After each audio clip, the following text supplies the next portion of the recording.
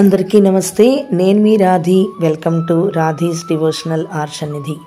ఈరోజు సరదాగా మా మరదలి సీమంతం వేడుకలు ఈ వీడియోలో అప్లోడ్ చేస్తున్నాను.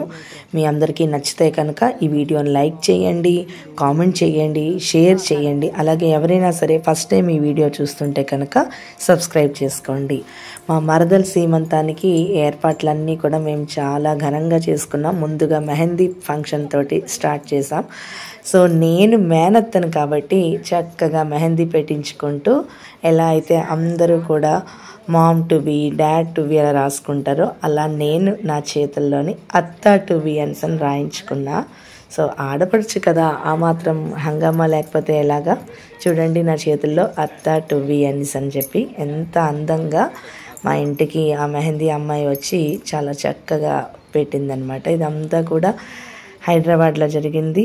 కూడా హైదరాబాద్లోని విహా ఎలైట్ అనేటటువంటి ఫంక్షన్ హాల్లో జరిగింది. మేము మా మరదల్ని మా అమ్మ అలాగే వాళ్ళ అక్క స్టేజ్ మీదకి తీసుకొస్తున్నారు. ఇవన్నీ కూడా మేము మా మరదలకి ఇచ్చినటువంటి స్వీట్స్ అన్నీ చక్కగా ప్లేట్లోని పెట్టేసి వరాసగాను అక్కడన్నీ అమర్చాము. సర్వసాధారణంగా 5వ నెలలో కానీ 7వ నెలలో కానీ మాకు సీమంతం చేస్తారు. మేము మా మరదలకి 7వ నెలలోని చేసాము. ఇక్కడ ముందుగా మా అమ్మ తనకి గాజులన్నీ వేస్తోంది. మామూలుగా అయితే ఎవరింటి ఆచారం ప్రకారం ఒక చేతికి 13 జోడ్లు, ఇంకో చేతికి 15, లేదు అంటే 15, 17 జతల కింద ఒక్కొక్క చేతికి అలా వేస్తూ ఉంటారు. ఇక్కడ చూడండి, ఈ ట్రేలోని స్వీట్స్ కనిపిస్తున్నాయి కదా, చిన్న చిన్న టెడ్డీ బియర్స్ టైప్.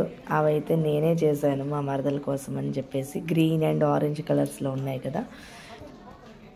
తిను మా మేనత్త, తను గాజులు వేస్తుంది. అందరూ పెద్దవాళ్ళు అయిపోయాక అప్పుడు ఆడపడుచుకి ఛాన్స్ వస్తుందన్నమాట.